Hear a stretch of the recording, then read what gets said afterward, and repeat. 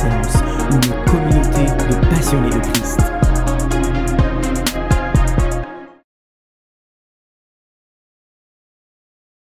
Bonjour frères et sœurs, je suis bien heureuse d'être devant vous ce matin pour apporter la parole de Dieu. C'est une grâce de pouvoir être utilisé par notre Seigneur dans le ministère.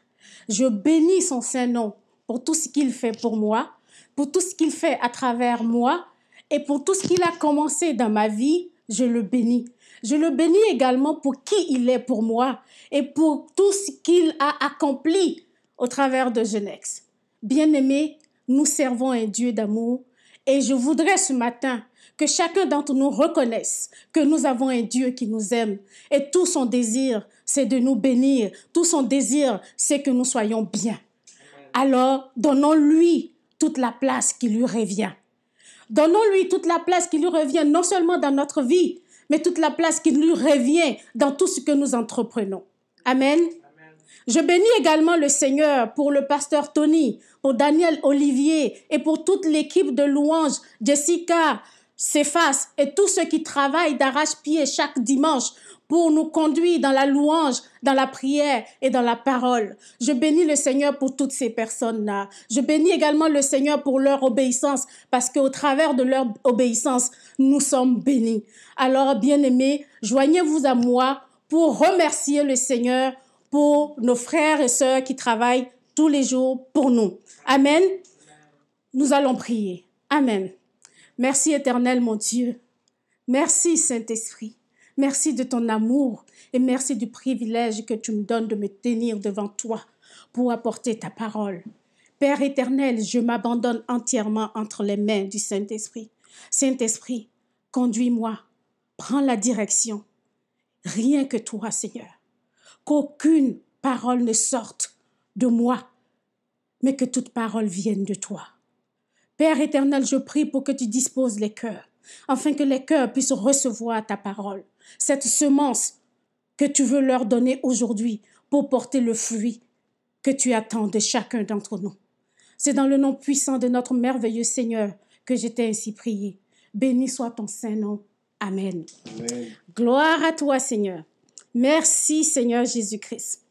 Il y a 2 semaines de cela, le pasteur Tony a commencé un enseignement sur l'importance de demeurer dans la parole de Dieu. Il nous a dit que devenir des disciples de Jésus-Christ et enseigner les autres à devenir disciples, c'est la plus grande mission que le Seigneur nous a confiée. Et pour savoir que nous sommes en train d'accomplir cette mission, l'indicateur qui nous prouve que cette mission est en train d'être faite selon le cœur de Dieu, c'est notre relation avec la parole de Dieu. Bien-aimés, la parole de Dieu va déterminer ce que nous allons devenir dans notre marche avec le Seigneur. Le Seigneur Jésus-Christ lui-même nous a dit, si vous êtes vraiment mes disciples, vous gardez ma parole, vous gardez mes commandements. Et j'aimerais vous inviter à lire avec moi notre verset de base, Jean 8, 31. Et il dit aux Juifs qui avaient cru en lui, si vous demeurez dans ma parole, vous êtes vraiment mes disciples. Amen. Amen. Le pasteur nous a également enseigné que rester dans la parole de Dieu, habiter dans la parole de Dieu, c'est accepter notre Seigneur comme sauveur, accepter sa parole et marcher fidèlement dans cette parole. Si nous ne le faisons pas, nous ne pourrons jamais devenir de véritables disciples de Jésus-Christ. Amen. Amen. Amen. Vous savez, devenir disciple de Jésus-Christ, c'est être comme lui. Et comment pouvons-nous être comme Jésus si nous ne connaissons pas sa parole? Si sa parole n'a pas l'importance qu'elle doit avoir dans notre vie, comment pouvons-nous le devenir, bien-aimés? Je vous pose la question ce matin.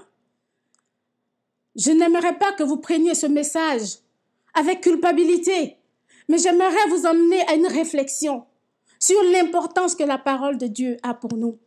Parce que c'est à ça que nous sommes appelés. Nous sommes appelés à devenir des disciples. Et la solution, la condition pour l'être, c'est de garder la parole de notre Seigneur Jésus. Amen. Amen. Accepter la parole de Dieu, la garder, y marcher fidèlement. C'est la base de toute notre vie chrétienne.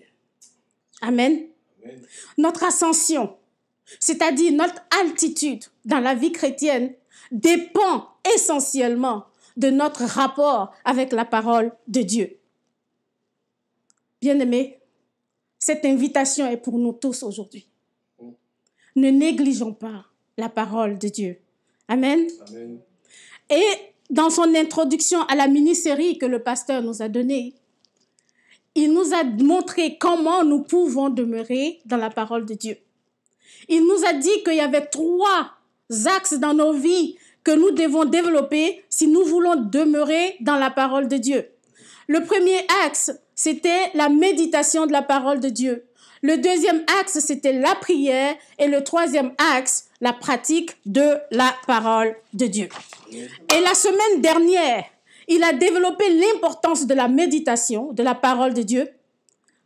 En effet, une des disciplines que le chrétien doit pratiquer pour demeurer dans la parole de Dieu, c'est la méditation quotidienne. La méditation de la parole est un commandement de Dieu lui-même. Médite ma parole jour et nuit. That's right.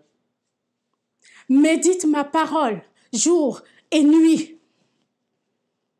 Bien-aimé, personne ne peut grandir et réussir sa marche chrétienne si cette personne ne s'attelle pas à prendre au sérieux la parole de Dieu, à la méditer, à la mâchouiller, à la ruminer, afin que cette parole puisse l'habiter et devenir réalité dans sa vie. La méditation est la base, le fondement, le début de tout ce que nous allons devenir. Amen. Amen. Amen. Et le pasteur nous a dit que méditer, ce n'était pas de regarder les oiseaux voler. Que méditer, ce n'était pas de vider notre esprit. Que méditer, ce n'était pas un exercice de relaxation ou un exercice de pleine conscience qui consiste à s'arrêter sur le moment présent, à observer nos émotions, à observer nos pensées et à capter le moment présent. Ce n'est pas ça, la méditation. La méditation du point de vue de Dieu, la méditation du point de vue de la parole de Dieu, c'est une réflexion profonde, une réflexion consciente, volontaire sur ce que Dieu nous dit, sur ce que Dieu nous donne comme instruction, comme précepte.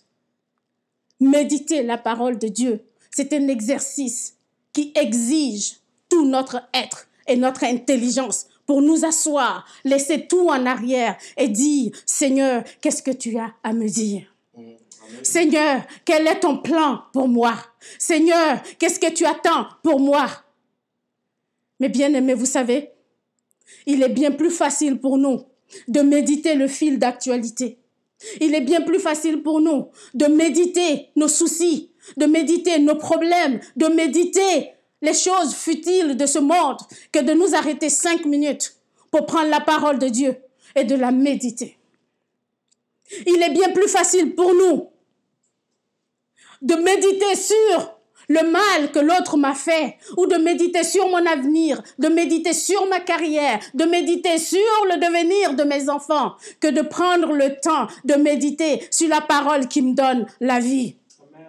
Et aujourd'hui, le Seigneur dit, le Saint-Esprit nous appelle à examiner notre relation par rapport à la méditation de Dieu. Amen. Vous savez quoi?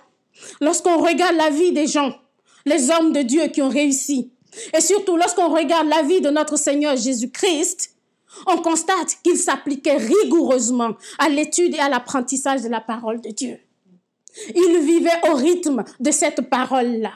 Il l'examinait, et c'est la parole de Dieu qui le conduisait dans tout ce qu'il avait à faire. Bien-aimés, Aujourd'hui, nous devons être comme les chrétiens de Bérée, dont la Bible nous parle dans les Actes des Apôtres, au chapitre 17, versets 10 à 15. Ces chrétiens de Bérée avaient pour habitude de lire et étudier les Écritures. Et ils examinaient chaque jour les Écritures pour voir si ce qu'on leur disait était exact. Aujourd'hui, nous laissons la méditation, l'étude de la Bible aux pasteurs, aux autres. Et aujourd'hui, nous recevons n'importe quelle doctrine, nous recevons n'importe quelle information parce que nous ne savons pas ce que la Bible elle-même nous dit. Nous crions oui et amen à des choses auxquelles nous ne devrions pas dire oui et amen, mais nous les acceptons parce que nous sommes ignorants. Et la Bible nous dit, mon peuple périt par manque de connaissance. Et si nous périssons par manque de connaissance, c'est parce que nous ne prenons pas la peine de lire la parole de Dieu, de l'examiner. Examiner, ça veut dire passer au tamis, passer au peigne fin pour découvrir l'essence, la portée de ce que le Seigneur veut pour nous. Amen. Amen. Soyons comme les chrétiens de Bérée, bien-aimés. Ayons cet amour fou pour la parole de Dieu. Alléluia. Vous savez, c'est par la méditation de la parole que nous pouvons découvrir notre Seigneur Jésus-Christ, ses desseins. Si nous négligeons la méditation, nous ne réussirons pas dans nos entreprises. Si nous négligeons la parole, la méditation de la parole, nous allons passer à côté de notre destinée. Vous savez quoi? Si la parole de Dieu demeure dans mon cœur et dans mes pensées, elle alimentera mes réflexions. Elle transformera ma façon de penser et elle m'aidera à m'attacher aux choses d'en haut. Parce que c'est la parole qui va façonner tout ce que je vais faire, qui va structurer mon mode de pensée. Alors, bien-aimés, appliquons-nous donc à la lecture et à la méditation de la parole de Dieu. Vous savez, comme dit l'apôtre Pierre dans sa première épître, désirons plus que tout le lait pur de la parole. Comme des enfants nouveau-nés, désirez ardemment le lait pur de la parole, afin qu'il vous fasse grandir en vue du salut. Désirons le lait pur de la parole, bien-aimés. De la même façon, nous ne pouvons pas vivre plus de 40 jours sans manger, ni vivre si nous ne buvons pas au bout de 36 heures. De cette même façon, si nous ne méditons pas la parole de Dieu, nous allons mourir spirituellement. Alors, recherchons la manne céleste, la parole qui vient de la bouche de Dieu. Alors, je prie que le Saint-Esprit nous fasse la grâce de nous aider à chérir cette parole, à la ruminer jour et nuit et jour, même si on inverse, peu importe, qu'elle habite au milieu de nous dans toute sa richesse et dans toute sa plénitude. Amen. Gloire à toi, Seigneur. Alors aujourd'hui, nous allons poursuivre avec le deuxième moyen par lequel nous pouvons demeurer dans la parole de Dieu. Il s'agit de la prière. Amen. Amen. La prière est à notre vie spirituelle ce que l'oxygène est pour nos poumons. Sans oxygène, nous mourrons. Sans prière, notre vie spirituelle meurt, elle aussi. C'est par la prière que Dieu communie avec nous. C'est par la prière que Dieu manifeste sa puissance et sa gloire. Laissez-moi vous dire, un chrétien qui n'a pas une vie de prière solide, il se flétrit et devient stérile spirituellement. Il se prive de la sève du cep qui lui donne la vie et qui lui donne la vigueur. Bien-aimés, la prière nous permet non seulement de communiquer avec Dieu, mais c'est par la prière que nous gardons notre foi. Elle nous permet de ne pas nous relâcher dans notre foi. Elle nous permet de faire face à la tentation. Elle nous permet d'avoir cette joie parfaite que le Seigneur veut nous donner. C'est pour cela que notre Seigneur Jésus nous ordonne de nous y atteler, de nous y appliquer en tout temps. Il dit dans Luc 21, verset 36, « Veillez donc et priez en tout temps, afin que vous ayez la force d'échapper à toutes ces choses qui arriveront et de paraître debout devant le Fils de l'homme. Veillez donc et priez en tout temps. Voilà le commandement que le Seigneur nous donne. Voilà la recommandation que le Seigneur nous donne. La prière occupait une place très importante dans le ministère terrestre de notre Seigneur. Il prenait du temps seul avec le Père. Et c'est dans l'intimité seul avec le Père que le Père lui révélait ses plans, lui révélait les mystères, lui révélait ses secrets. Jean 5, versets 19 à 20 nous dit ceci. Jésus reprit donc la parole et leur dit, en vérité, je vous le dis, le Fils ne peut rien faire de lui-même. Il ne fait que ce qu'il voit faire au Père. Et tout ce que le Père fait, le Fils aussi le fait pareillement. Car le Père aime le Fils et lui montre tout ce qu'il fait. Et il lui montrera des œuvres plus grandes que celles-ci, afin que vous soyez dans l'étonnement. Amen. Avant chaque décision importante, notre Seigneur priait. Pour l'exercice du ministère, il priait. Dans l'exercice du ministère, il priait. Et la parole nous dit qu'il priait souvent toute la nuit. Notre Seigneur prenait le temps seul avec le Père. Lui qui est Dieu, lui qui est le Fils de Dieu. S'il prenait le temps de prier, à plus forte raison, nous qui avons des faiblesses aujourd'hui, nous qui sommes limités, nous qui ne pouvons pas tout faire sans lui, nous négligeons la prière. Amen. Le langage de la vie surnaturelle, c'est la prière. Le langage dans le royaume de Dieu, c'est la prière. C'est elle qui nous permet d'être connectés à la source et d'y rester. La génération d'aujourd'hui comprend la notion d'être connecté. Je me souviens, il y a 1 an de cela, nous avions reçu 2 jeunes personnes dans notre maison. Et nous habitons dans un endroit où le réseau Internet est limité. La première question que ces jeunes personnes nous ont posée quand elles sont arrivées, est-ce que vous avez le code pour la connexion Wi-Fi? Wi-Fi pour les autres. Et nous avons répondu, non, nous avons Internet, mais nous ne pouvons pas partager le code avec vous. J'ai vu la détresse émotionnelle dans les yeux de ces jeunes-là. Passer une nuit sans être connectés, passer une nuit sans pouvoir partager sur les réseaux sociaux était quelque chose de fondamental pour eux. Bien-aimés, rester connectés et partager et montrer ce que nous faisons dans notre monde actuel est quelque chose de fondamental. Et même papy et mamie vous diront qu'être connecté aujourd'hui, c'est quelque chose de fondamental.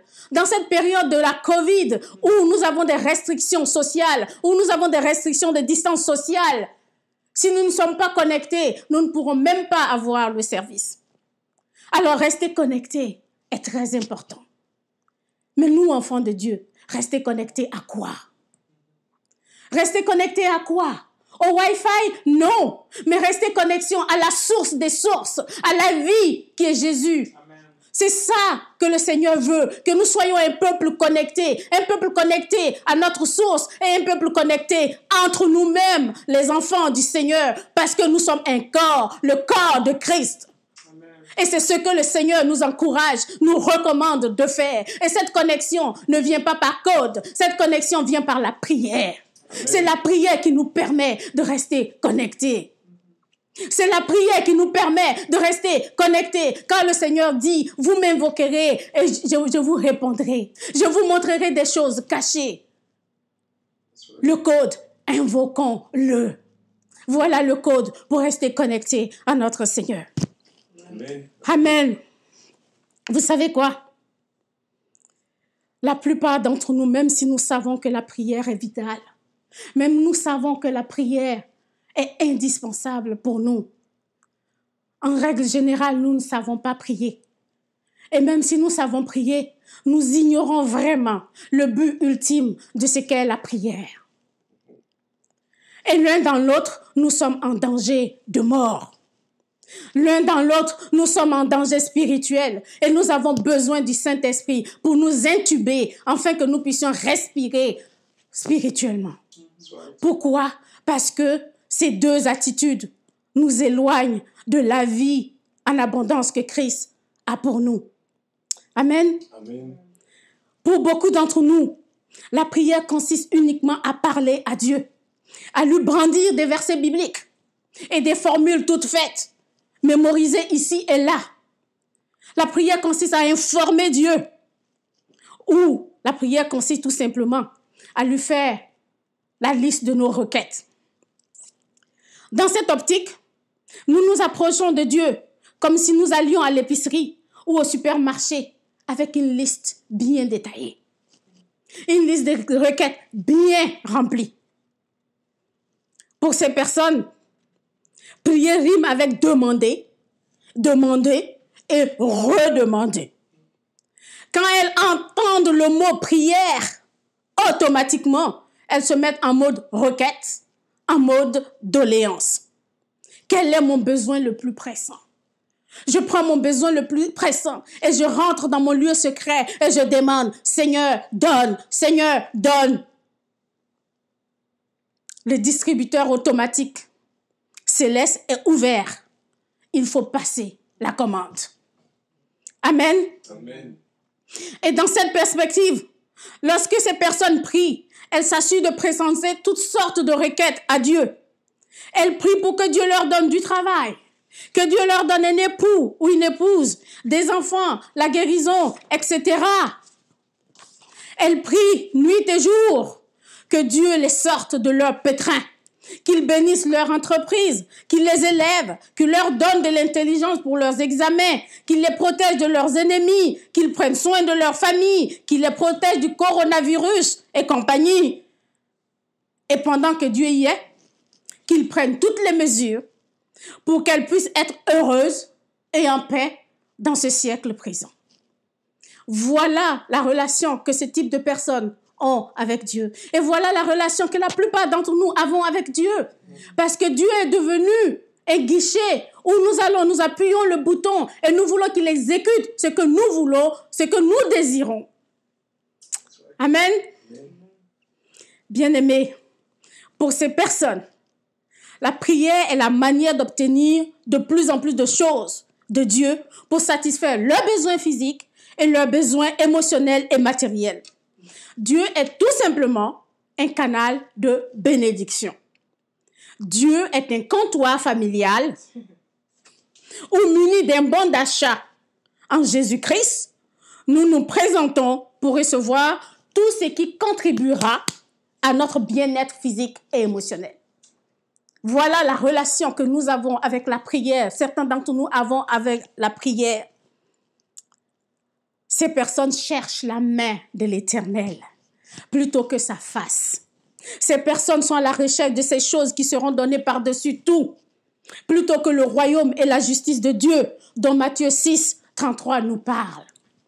Cherchez d'abord le royaume et la justice de Dieu, et toutes choses vous seront données par-dessus tout. Mais nous cherchons d'abord ces choses qui nous seront données par-dessus tout, plutôt que le royaume de Dieu. Amen. Vous me direz, il n'y a rien de mal à ça. Et moi, je vous répondrai que vous avez tout à fait raison. Il n'y a pas de mal à demander à Dieu toutes ces choses. Mais si nous faisons de notre vie de prière la finalité, si nous faisons de cela la finalité de notre vie de prière, alors nous sommes en danger de mort spirituelle. Ce genre de vie de prière est le plan parfait de l'ennemi pour tuer notre vie de prière, pour l'étouffer. Pourquoi? Parce qu'une telle vie de prière peut nous amener à laisser tomber la prière, parce que ce pourquoi on prie, si ça a été exaucé, est-ce que j'ai vraiment besoin de retourner voir le Seigneur? Non. Si je prie pour que le Seigneur, je prie pendant des mois, des années pour que le Seigneur me donne un mari, à partir du moment où le Seigneur exauce la prière et que j'ai un mari, je n'aurai plus envie de retourner auprès du Seigneur parce que j'ai aucun besoin. Quand je vais à l'épicerie, quand je vais au supermarché, je vais simplement pour prendre les choses dont j'ai besoin. Le supermarché n'est pas l'endroit où je fais du shopping. J'y vais pour prendre ce dont j'ai besoin. Alors, si Dieu est notre supermarché, on ira seulement voir Dieu quand on a vraiment besoin de lui. Et si nous faisons ça, nous sommes en danger de mort. L'autre aspect de cette façon de vivre, de cette façon de prier, c'est que nous prions, étant donné que nous prions pour des choses, pour nos passions vaines, si le Seigneur n'exauce pas nos prières, nous devenons un peuple aigri, frustré, parce que nous nous dirons, la prière, ça ne vaut pas la peine, parce que nous n'avons jamais été exaucés. Ça fait des années que je prie, le Seigneur ne m'a jamais écouté, il m'a jamais exaucé. À quoi bon donc prier? Alors vous comprenez que prier pour demander, rester à l'étape de demander des choses pour notre bien-être émotionnel, pour notre bien-être physique et matériel, ce genre de prière nous éloigne fondamentalement du plan de Dieu. Et ce n'est pas le plan de Dieu pour ses enfants. Amen. Amen. Amen. Bien-aimés, si pour vous l'objectif de la prière se résume à cela, à savoir revendiquer, protester, exiger, alors vous avez du souci à vous faire quant à votre vie spirituelle. Cette vision de la prière fera de vous un chrétien chétif, sans fruit. Et vous n'allez pas pouvoir demeurer dans la parole de Dieu. Amen. Amen. La prière qui nous permet de demeurer dans la parole de Dieu, c'est celle qui cherche Dieu lui-même. C'est celle par laquelle la créature rencontre son Créateur. Le fils ou la fille rencontre son Père, Abba Père.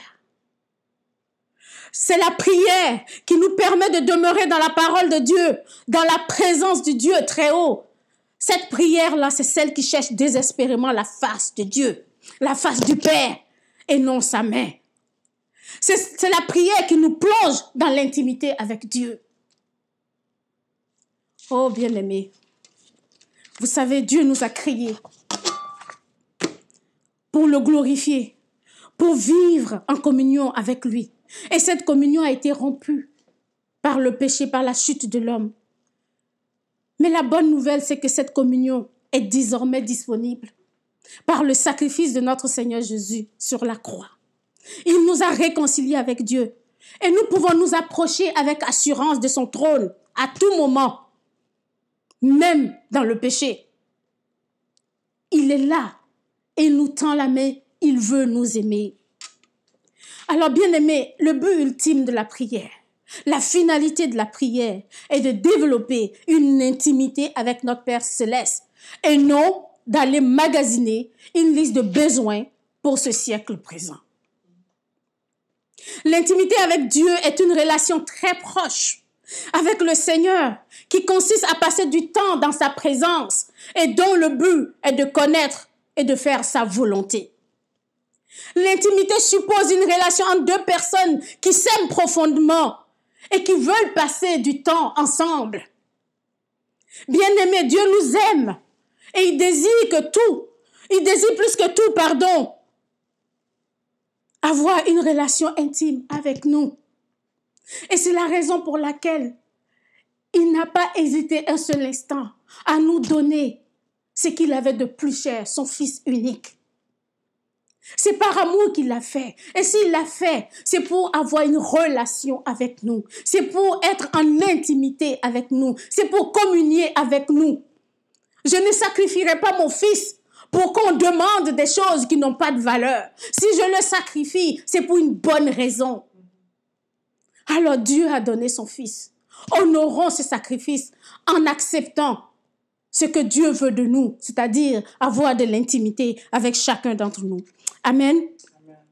Vous savez quoi? Dieu veut avoir une relation avec nous. Et une relation sans communion est comme un mariage sans intimité. Ce qui permet l'épanouissement et la réussite des mariages, c'est le temps de qualité que le mari et la femme passent ensemble. Il en est de même de notre relation avec Dieu. Ce que Dieu veut plus que tout, c'est notre présence, notre cœur. Le langage d'amour de Dieu, c'est le temps de qualité que nous passons avec lui, à fixer nos yeux vers lui. C'est ça le langage d'amour de Dieu. Et Dieu est là. Il dit, mes enfants, vous comprenez pas. Je vous aime et je veux passer du temps de qualité avec vous. Mais nous, aujourd'hui, avec cette génération dans laquelle nous sommes super occupés. Nous n'avons même pas 5 minutes pour passer du temps de qualité dans la présence de notre Seigneur. Nous avons même peur d'entrer dans sa présence. Bien-aimés, le cœur de Dieu soupire après nous. Est-ce que le nôtre soupire après notre Seigneur? Voilà la question que le Saint-Esprit nous pose. Alléluia. Gloire à toi, Seigneur. Vous savez, Luc nous raconte l'histoire de Marie et de Marthe qui reçoivent le Seigneur chez elles. On peut lire l'histoire dans Luc 10, 38, 42. Nous avons deux femmes qui reçoivent Jésus, qui ont la grâce de recevoir le Maître de la vie, le trésor des cieux dans leur demeure. La parole est venue en personne demeurer chez elles littéralement. La première, Marthe, toute heureuse de recevoir le Maître, s'attelle à prendre toutes les mesures relatives à l'hospitalité pour bien le servir, pour bien l'accueillir. Parce que le Maître, ils étaient amis et elle voulait l'honorer. Donc elle a pris tout son temps pour travailler. La Bible nous dit qu'elle s'attelait à des tâches domestiques. Et j'ose imaginer, quand le Maître doit venir chez moi, je commence à faire la cuisine, à faire des rouleaux de printemps pour recevoir le Maître. Et je peux imaginer Marthe dans cet état d'esprit. Et de l'autre côté, vous avez Marie, qui au lieu d'aider Marthe dans la cuisine, allait s'asseoir au pied de Jésus. Et la parole nous dit quoi? Elle écoutait la parole de Dieu. Bien-aimés, pendant que Marie écoutait la parole de Dieu, Marthe s'est fâchée. Et la parole nous dit qu'elle a interpellé notre Seigneur directement. Et elle lui a dit, Seigneur, cela ne te fait rien que ma sœur me laisse servir toute seule. Dis-lui donc de m'aider. Le Seigneur lui répond, Marthe, tu te soucies et tu te donnes du mal. Mais c'est Marie qui a trouvé la meilleure chose à faire, à savoir m'écouter. Elle a choisi la bonne part. Je ne vous raconte pas ce matin cette histoire pour vous dire que ce n'est pas important de servir le Seigneur Jésus-Christ. J'aimerais juste attirer votre attention sur quelque chose. Les deux femmes sont dans la présence du Seigneur. Elles sont dans la présence de la parole. Et qu'est-ce qu'elles font? Tout comme Marthe, dans la présence du Seigneur, nous venons souvent remplis de préjugés, de raisonnements, d'inquiétudes et de frustration. Et de cet état d'esprit dépend notre relation avec lui. Parce que nous sommes inquiets, nous venons avec une liste d'épicerie. Parce que nous sommes frustrés, nous venons avec une liste de doléances. Alléluia. Amen. Nous sommes inquiets. Nous venons avec une liste d'épicerie. Oh Seigneur, je n'ai pas d'emploi. Oh Seigneur, je n'ai pas de mari. Et il te dit, ne t'inquiète pas de tout ça. Dans ma présence, tout ce que tu as à faire, c'est t'asseoir et m'écouter. Quand tu t'es assis et que tu m'as écouté et que j'ai déversé en toi mon être, ma nature, mes plans, mes desseins, en ce moment-là, tu peux te lever pour aller me servir sans crainte. Voilà le message que le Seigneur est en train de nous donner au travers de cette parole. Dans ma présence, la bonne part, c'est de t'asseoir et de m'écouter. Alors la prière qui nous plonge dans le cœur de Dieu, c'est cette prière-là qui nous permet d'entrer dans la présence du Seigneur et de nous asseoir. Et tout ce que nous avons à faire, écouter la parole de Dieu au travers du Saint-Esprit. Amen. Oh, merci Seigneur. Dans la présence du Seigneur, la bonne part, c'est de s'asseoir. La prière, bien-aimée, doit nous conduire dans le lieu très saint et nulle part ailleurs d'autre. Elle doit nous conduire là où nous pouvons penser avec Dieu, là où nous pouvons ressentir ce qu'il ressent et là où nous pouvons vouloir et désirer plus que tout ce que son cœur désire. Voilà ce que la prière doit faire dans notre vie. Et une vie de prière, pareil, nous aurons toujours envie d'entrer dans la présence du Seigneur, d'aller dans le lieu saint, d'aller à notre rendez-vous divin, parce qu'il y a quelqu'un dans le rendez-vous divin. Oh, notre cœur est attaché à cette personne. Nous voulons connaître cette personne. Nous voulons la découvrir davantage. Nous voulons connaître sa volonté. Nous voulons pouvoir lui faire plaisir. Et la romance s'installe. Voilà la prière que le Seigneur veut de nous. Parce que c'est cette prière-là qui nous permet de demeurer dans la parole de Dieu. Amen. Je vais finir avec ça. L'intimité avec Dieu dans la prière, celle qui nous permet de demeurer dans la parole, se cultive. Ce n'est pas une génération spontanée. Elle n'arrive pas par magie. Elle est intentionnelle. Nous devons la désirer plus que toute autre chose. Et nous devons nous y appliquer. Nous devons nous exercer. De la même façon, nous exerçons nos muscles. Nous avons besoin de nous exercer à atteindre ce niveau, cette dimension de prière dans notre vie. Si nous voulons grandir, si nous voulons mûrir, nous n'avons pas le choix que de nous exercer à une telle prière. Fini les prières qui sont centrées sur nous. Fini les prières qui sont là pour supplier le Seigneur de nous donner des choses pour ce siècle présent. Aujourd'hui, je déclare que nous voulons une vie de prière qui touche le cœur de Dieu, une vie de prière qui cherche Dieu, une vie de prière qui a soif de l'Éternel, notre Dieu. Voilà ce que nous désirons plus que toute autre chose. Amen. Gloire à toi, Seigneur. La prière exige qu'on passe du temps de qualité avec Dieu. La prière n'est pas un acte religieux. Ce n'est pas un rituel pesant qui vise à satisfaire notre conscience de croyant.